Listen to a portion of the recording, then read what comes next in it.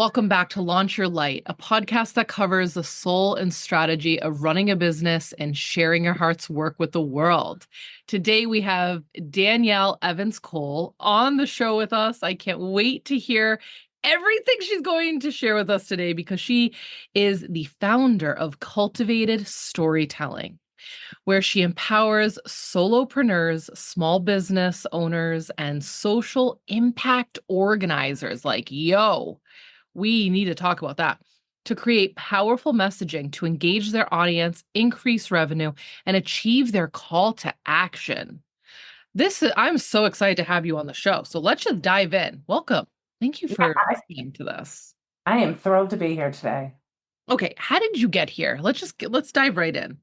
How How did did Because that all sounds so magical, and I'm a druid, I'm a storyteller, I'm Irish, so we just got it like built in our systems, lol. But how did you arrive here? What called you to this? I think from a really young age, I have always been called in myself to be a writer. Mm. With that, very much a storyteller.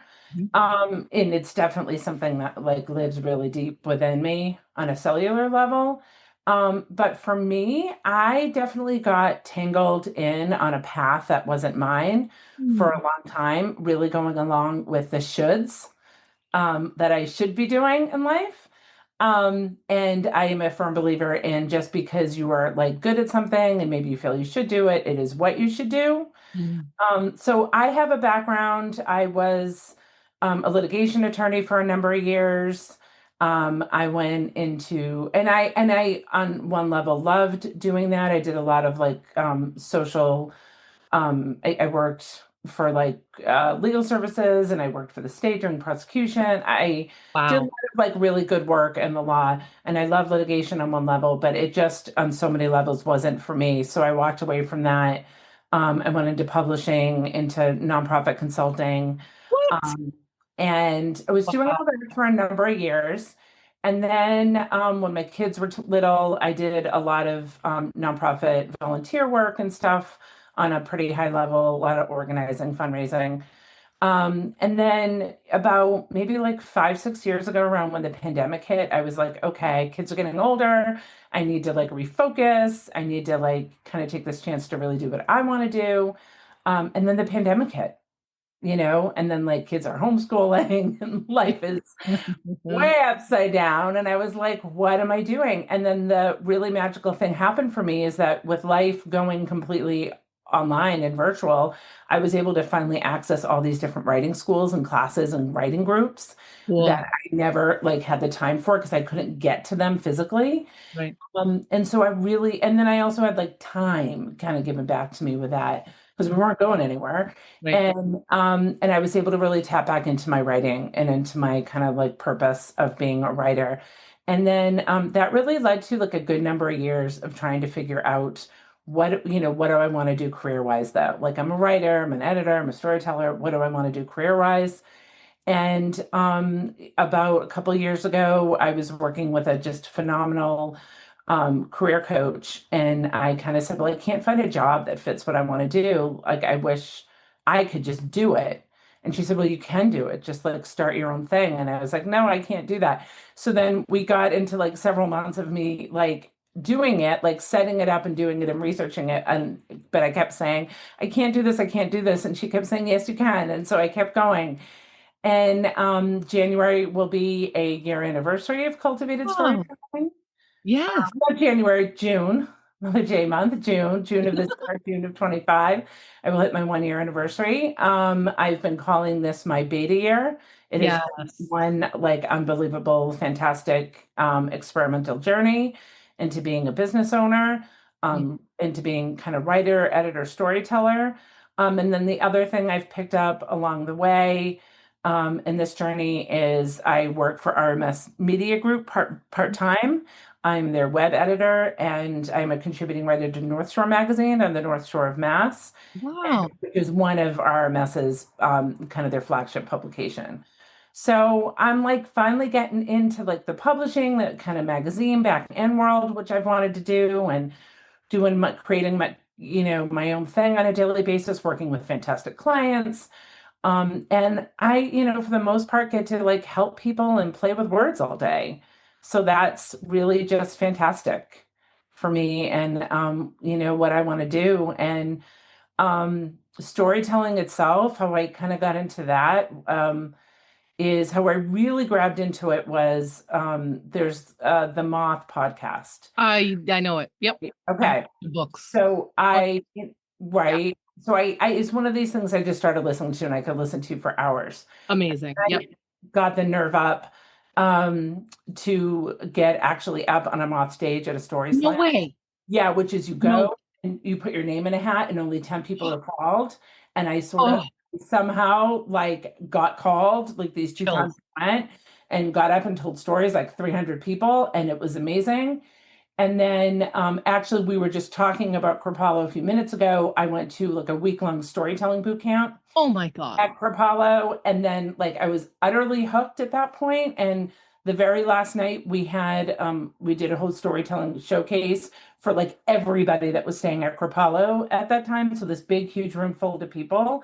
And I got up and told like a super, super vulnerable story, really hard story, something I had never talked about in public. Wow. So my like kind of past and growing up and trauma stuff and the power of that, Mm, the power of having of sharing that and feeling that connection with people who are really just strangers but mm. really become something other than that. And that experience, that power to me just hooked me and convinced me that this is something magical where not enough of us are tapping into. So yeah, so I've been hooked. And yeah, I could listen to stories, tell stories, just talk about stories all day long.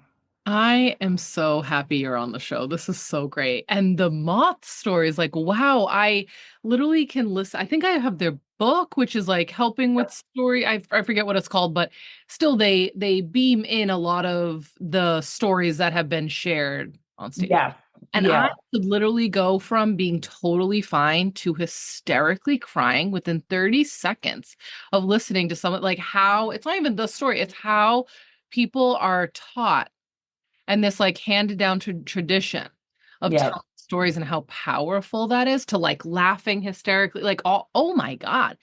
And yeah. I'm just setting the stage for anyone who's hearing that she got to do this. Like I have full body chills for you, just like holy shit, were you prepared? Did you have a story in mind?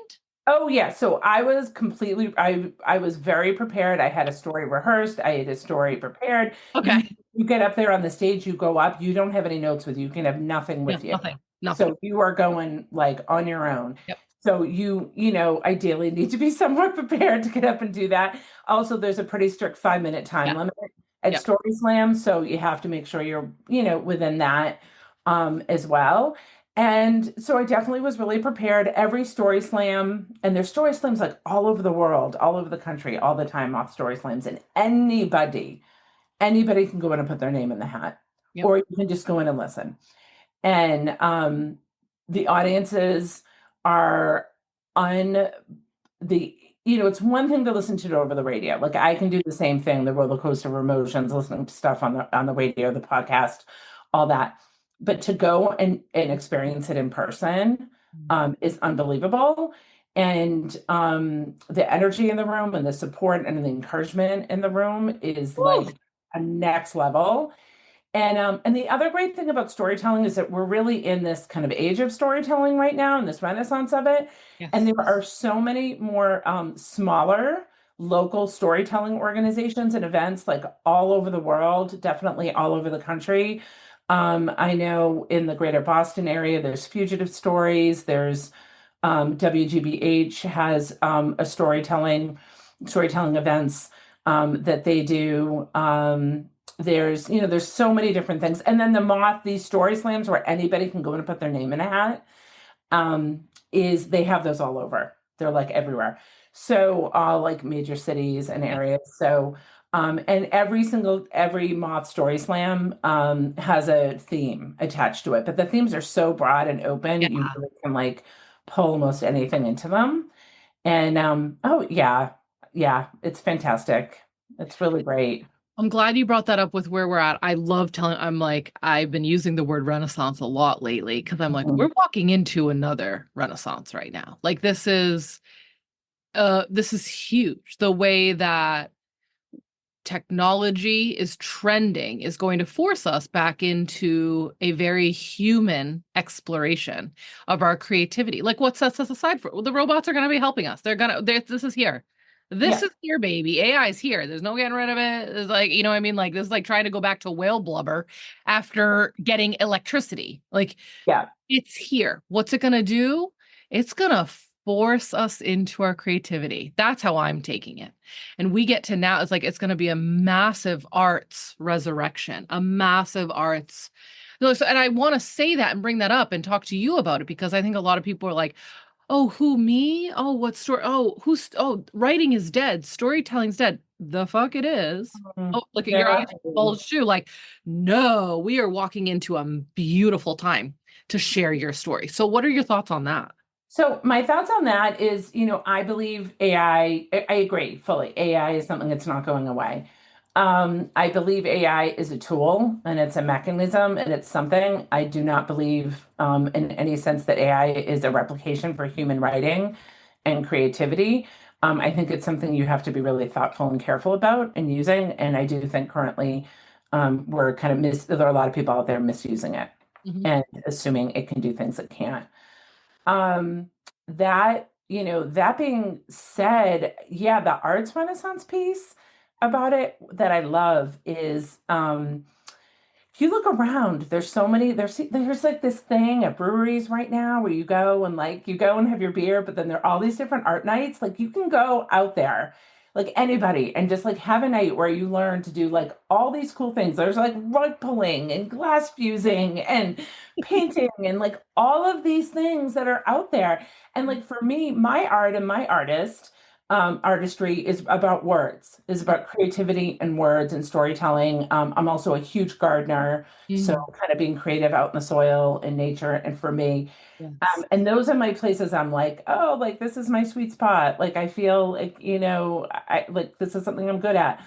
But what I really love, personally as an artist, is going and putting myself in the situations where like I'm like, oh, this is not something I even know how to do or something I don't feel like as confident in, but just to go muck around in it and play. So I've been taking at the Dragonfly Cafe in Lowell's, it's called Allies in Music Education. This group has been putting on, it's like every other week we go in and do art. So I've done like acrylic painting and watercolor painting and Yes. collage, and we're going to be doing like weaving and like all these cool things that like honestly like I know like I'm never going to be a professional painter. I'm never going to like Mhm. my stuff's never going to hang in the museum. Like, and that's fine. Like, it doesn't need to. Like, when you go in just to like practice and to express and to Yeah. explore and to play and to muck around, there's a real freedom in that.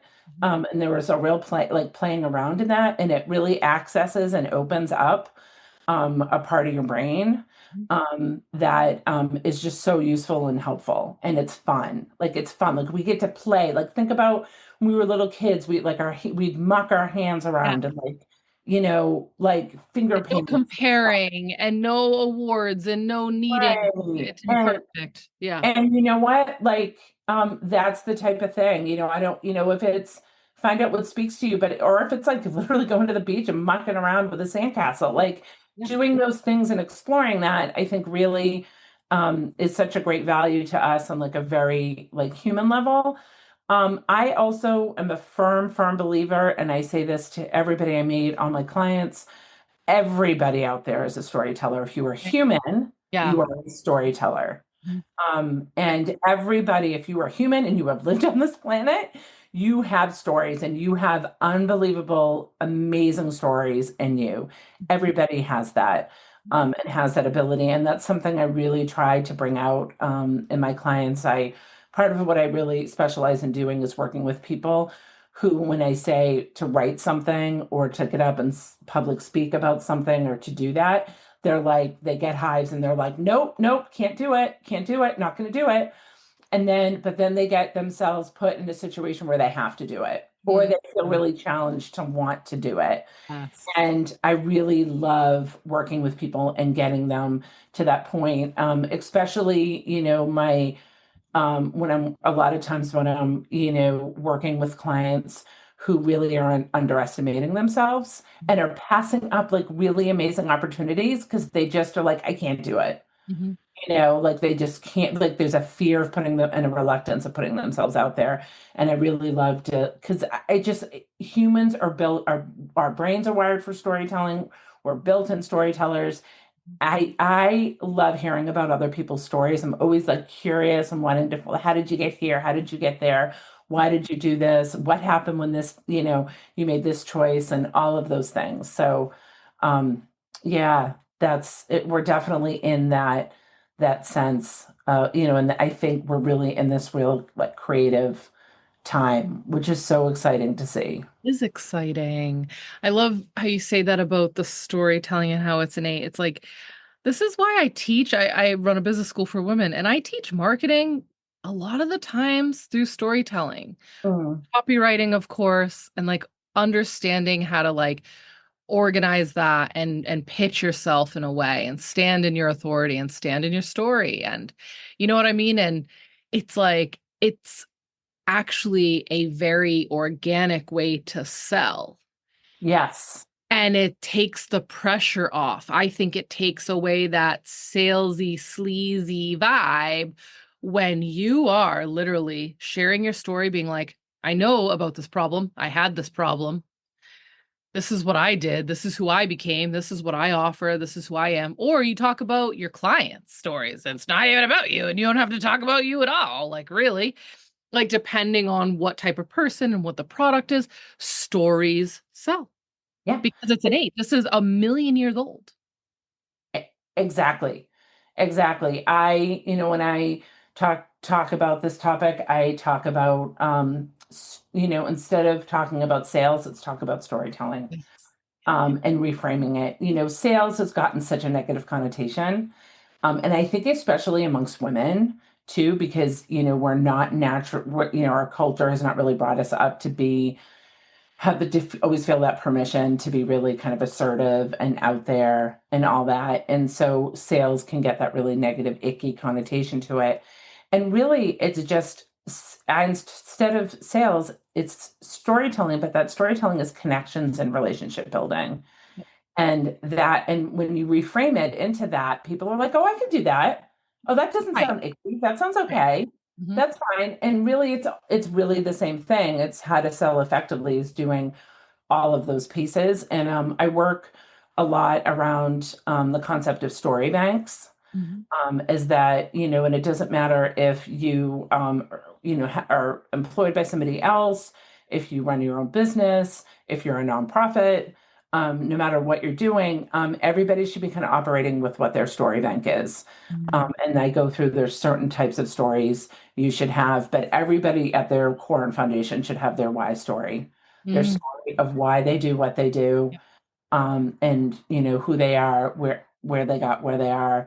And I love talking to people and helping people, mine that and flesh it out because I always find that you always dig down and find this place of just passion. People Yes. are so passionate about Yes. what they do and what they love, and then often too that it generally traces back to childhood, teen years, Yeah. or this sort of real light bulb moment in your adult years where Mhm. you just something just clicked for you and you felt it. And I the concept of people being really passionate and really loving what they do, I love because it makes us also unique as humans. Do you ever see somebody and they're really wrapped up and they could do something like for hours? Like I live in my family, I have my husband and my son are marathon runners. Wow. Okay. So, and I am like, put me on my hammock with my book. Out in the garden, but like, put me on a hammock with my type of book. The thought of even running a half mile down the road, I'm like, ick. But they love it. Like they are so passionate about it. Yeah. They'll do it and do it and do it. And so what I love is that, everybody, that's so unique to everybody. You find other people that share your passion, but there's something I feel like I've always felt like on our cellular levels, something kind of deep within our soul, of who we were maybe in like a prior time in a prior life, something we came into this life with, really is, digs down to what like clicks with us and like makes us happy. And that passion, like to me, that's what life is about. Yeah. That's like living a good life, what life is about, and how we can, do that on a daily basis, in our lives in some way. So yeah, that's what I love hearing about from people. I say to them, like, I have like maybe like six or seven or even more different ways of asking that question of Yeah. like, what do you love? If you have 5 hours, you can do anything you want, like dream big, anything you want, like what would it be? And it's really cool. Like it's really cool to see what people, will do. I have a really good friend. One of her passions, her obsessions is jigsaw puzzles. And when you like, and I love it because she gets so excited. Like, Yeah. and her excitement is infectious. And when you talk to somebody about something they really love to do and they're passionate about it, like they light up and they have this energy and it is infectious and it drives you and it's so fun to hear about it. Even if it's something you're honestly not that interested in, it's just really fantastic to hear about that. So, yeah, so for me, that's like a big part of what I do. And I help my clients really just tap into that and be able to tell their story around it.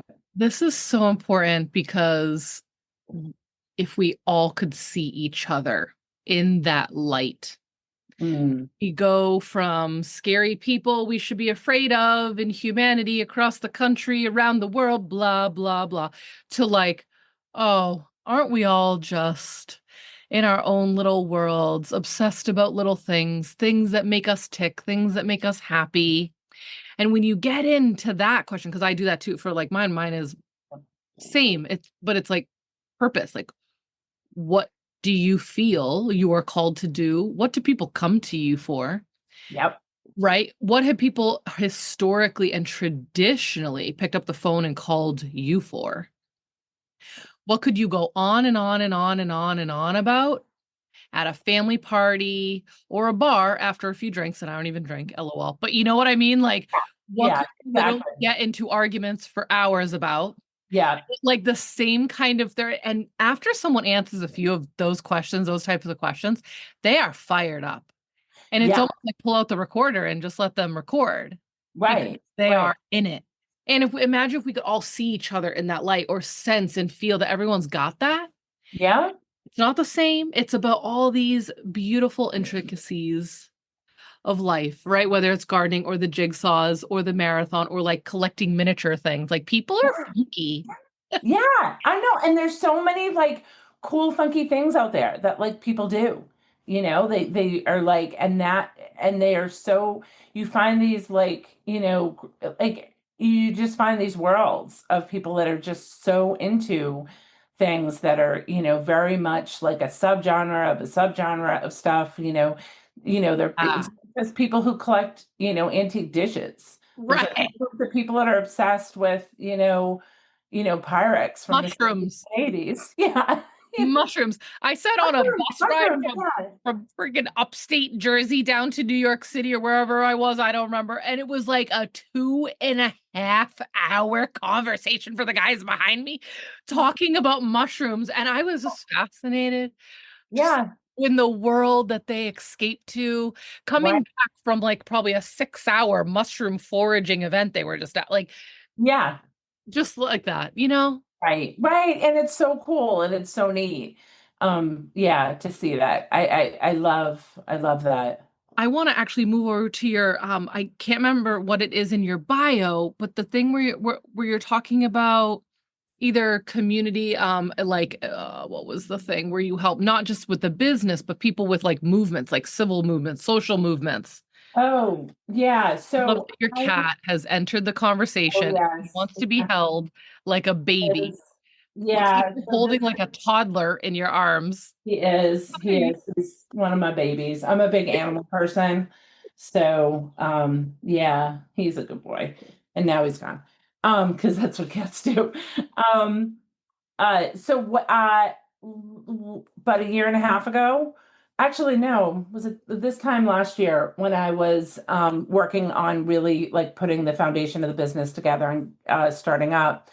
I took a certificate program through Georgetown Oh, University yes. in social impact storytelling. Oh my God. And the Wow.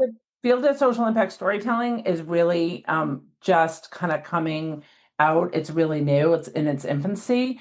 And Georgetown really is like the only kind of program in that. Right now, it's in their School of Continuing Ed. They have a School of Social Impact Communications. Of course they. Um, right. So, and it's so cool. Everything about it is so neat. And when I looked into it, I was like, oh, this is everything. This is like everything I've done, everything I want to do. I was completely geeking out with all of it. So I took the program Mm, and got a certificate in it and learned so much. And for me, and another thing that's always been really important to me is mission driven work, whether that's, true nonprofit work or even in the for profit sector, there really are strong mission driven components out there and companies doing really good work. And so that's a lot of what I'm also too, wanting to do with this with cultivated storytelling is mm, get in and work with mission-driven companies, nonprofits, and mhm. helping them tell their stories Yes. that work. And there's really, really incredible pieces of that are just coming out. There's all this work and discussion around ethical storytelling, and how do we tell our stories, but how do we, work Right. in telling other people's stories in an ethical way Yeah. and be really thoughtful about how we're doing it. Not othering people by doing it, not Yep. restoring and telling somebody else's story. And so there's really interesting and important ways that we need to think about that. The other really important area that I find fascinating is coming at storytelling from a trauma-informed perspective. Yes. Not just for the storyteller and the person telling the story, but for people listening to the stories, Absolutely. and doing that. And also being, a lot of times there's in the kind of the marketing sales story, world where all the storytelling comes in, a lot of times there's a lot of exploitation. And Mhm. there's, wanting people, if somebody's been through a really traumatic, awful thing, which a lot of people have, wanting them to just talk and retell about that specific incident or those incidents over Right. and over and over again, Right. and not realizing the impact Re-traumatizing. Yeah. and traumatizing them, and then also not really having an understanding of who's listening and who's around and how that's affecting other people. So, being, and I think a lot of all of that together is about awareness Mhm. and thoughtfulness and being really careful about the steps we're taking and communication and at checking and asking those questions. So I think those are the types of things, that I worked on a lot in the program that I found just like just unbelievably like fascinating and neat and empowering. And, there's a certain spin when you're, working on storytelling with nonprofit organizations, it's different, a bit from kind of more of like the for-profit world out there. And I really love it. I mean, I have a really strong nonprofit background. So I, love being Amazing. able to like, use those stories to like spread that message. Well, I Um, think what a great way to go from like, oh, this thing needs money to like, no, listen to the story behind it. right, Let right, it like move exactly, the people to get behind it, to help, to share, to spread, to spend, to do, to be, you know what I mean? Like, right, right. there's some people's stories at these things, and you're like, Oh, oh, I'm in, right, right? right. And the other thing too, with in the nonprofit world, and getting into the, especially nonprofits that are more kind of legislative politically focused, is that it's not always just about money. Like it's not always about like fundraising and dollars and donations. It's about changing mindsets, getting legislation passed, Yeah. and getting their your call to action is can be really different. Getting people to show up for an event, Mhm. to write a letter, Yeah. make a phone call, Mhm. all of those things Mhm. can really differ depending on, kind of what you're trying to achieve. And so you have to approach them a little differently. But yeah, the stories, and to think about how to do that in a really powerful, but like ethical, balanced way, is just wonderful. It's just like incredible and wonderful. And, these are the things, that, you just find like, you find yourself just like tearing up, Right. like, you Yeah. know, like, you find yourself completely, taken in and Moved. tearing up and moved. Yeah. And, it's in what I say is, our brains are hardwired or like physically hardwired for Or story. story. Yep. So we're hearing like facts and, just sort of information. While facts, statistics, information is important, there's a place for it. Only parts of our brain light up, mainly like Can that prefrontal fall cortex. out of your brain as soon as you hear it. Yes, but when you're storytelling or listening to stories, your entire brain lights up. Your Yeah. entire and like the brain chemicals are just like Yeah. flowing. And that, those are the things that you want to, Hmm. you know, where you're going to build that like relationship and you're going to build those connections. And very, very often, just like in any type of networking or, use the sales word again. But, when we're doing nonprofit work, it's about connection and relationship building. It is so much about that. And, somebody kind of hearing those stories or hearing about a cause, a handful of times maybe before they're going to take some level of action. And so those are that's what I like, I really, really, truly love, I think about this work. anyone listening to this right now, you have been there. Who remembers stories about people you'll never see again? Right, I will right. be like washing dishes and be like thinking about some person from 12 years ago and a story that I remember them telling and it just pops in. Yes, Right. And like, or how many of us just like those movies that move us, those books that you will never get out of your system yes, because the story was so strong. This is the impact we have on each other as humans and storytellers.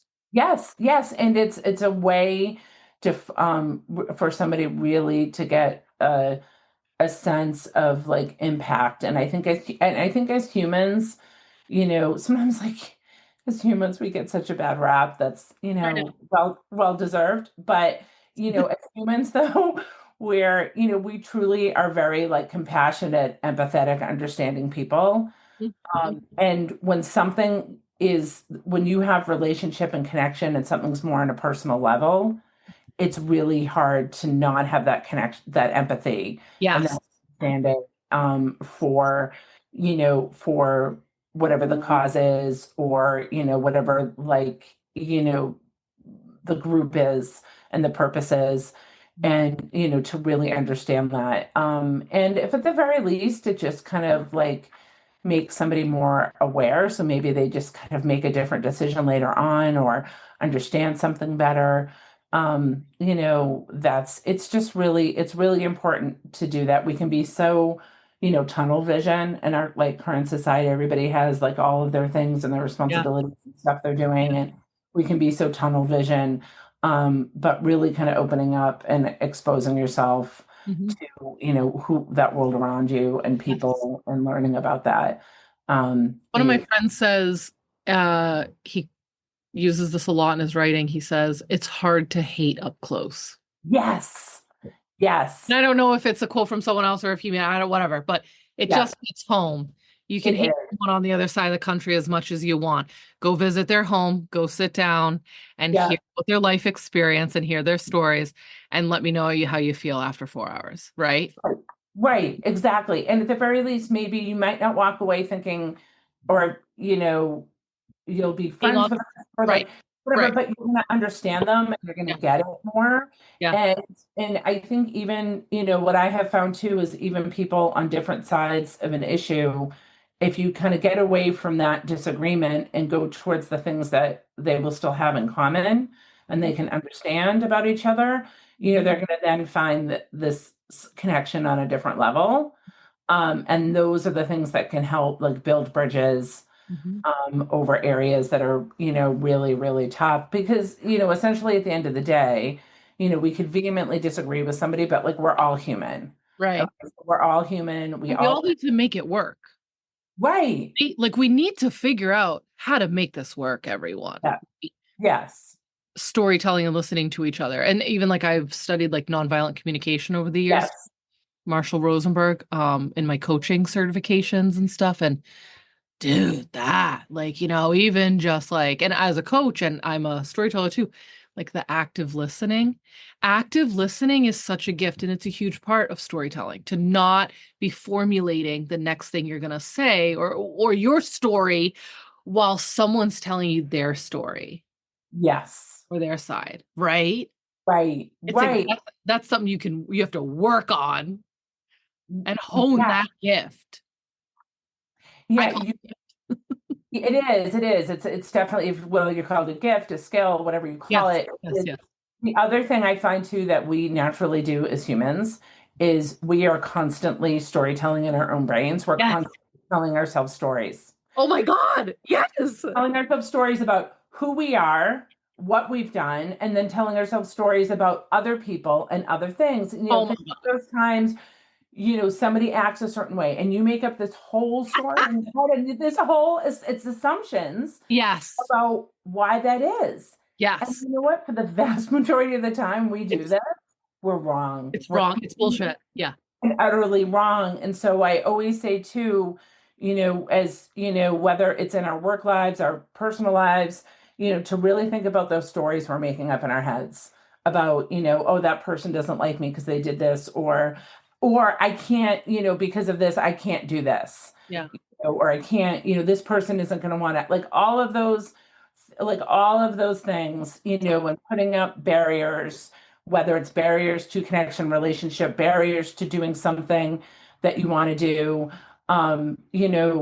those stories that we make up these stories in our head constantly. So I always say, like, and I work really hard at this, like, and I'm certainly far from perfect and far from like fantastic at it, but I work really hard at trying to stop myself, think about the story I'm making up in my head, and then try to reality check it. Mhm. Whether that's asking somebody, hey, I just want to check in about this, Mhm. or, really trying to like step back and think about, am I making an assumption here about something? And I think that's, really important too, because I think as humans, if we stopped making up stories about other people and making these assumptions, about other people and instead asked and checked in, Mhm. how much better off, would we be? And I think what goes in with that is really also remembering you really have no idea what's going on with somebody else. Right. You Great see point. surface, Great point. you don't know, like, that person And you that, get on the phone with them and you check in with them and you're like, oh my God. My right, heart, like, right. And then it right. all crumbles down. That fictitious, scenario you've created just like crumbles. Right. And if somebody's being rude out in public and everything, yes, they're being rude and that's not okay.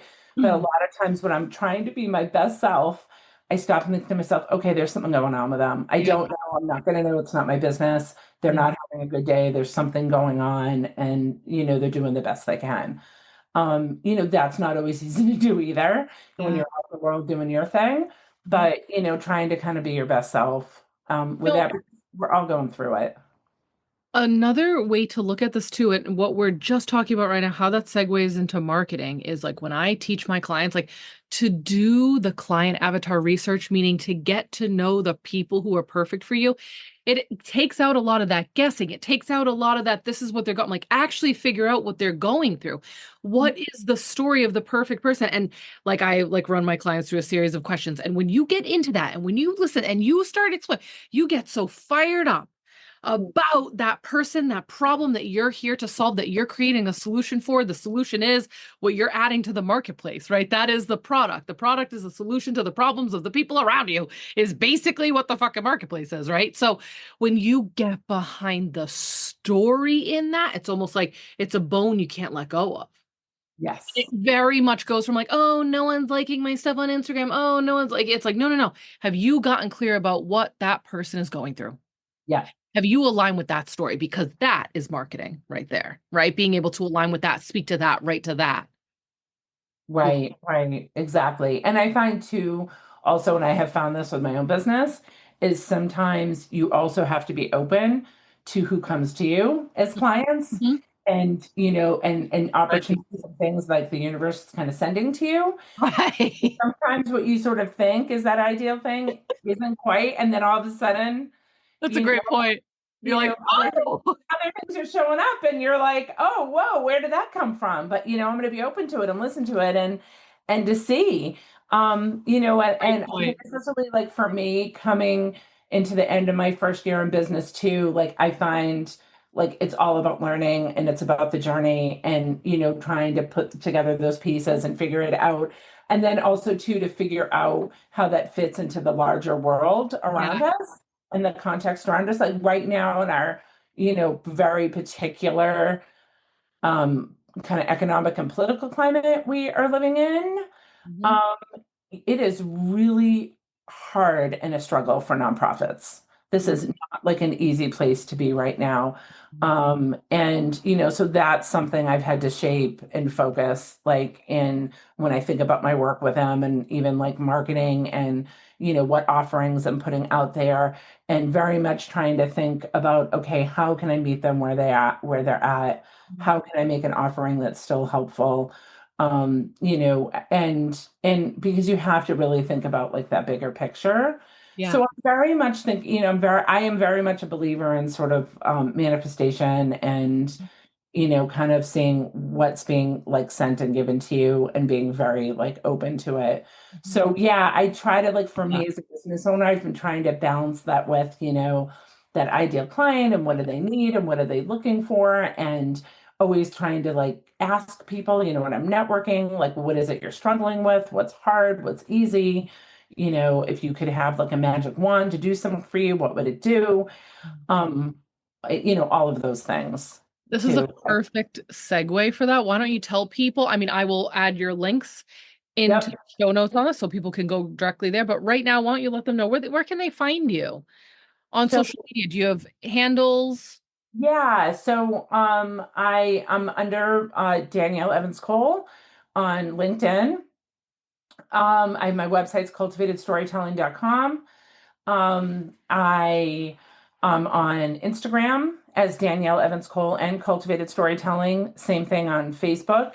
I have a LinkedIn for not LinkedIn, Linktree for Cultivated Storytelling that has all sorts of things on it. And I put out a Cultivated Storytelling monthly newsletter Love it. as Yes. well. I'll get actually after this, I'll send you a link specifically to sign up Perfect. for that um, Perfect. as well. And I put all sorts of great stuff. I'm working on my May one right now. And yeah, those are generally like all the places to find me. I always say, reach out however best suits you. If that's message me over one of the apps, if it's email, my cell phone, just reach out. I always give complimentary consult sessions. Just if you just want to learn more, if you want to see if we're a match, Mhm. how I can help.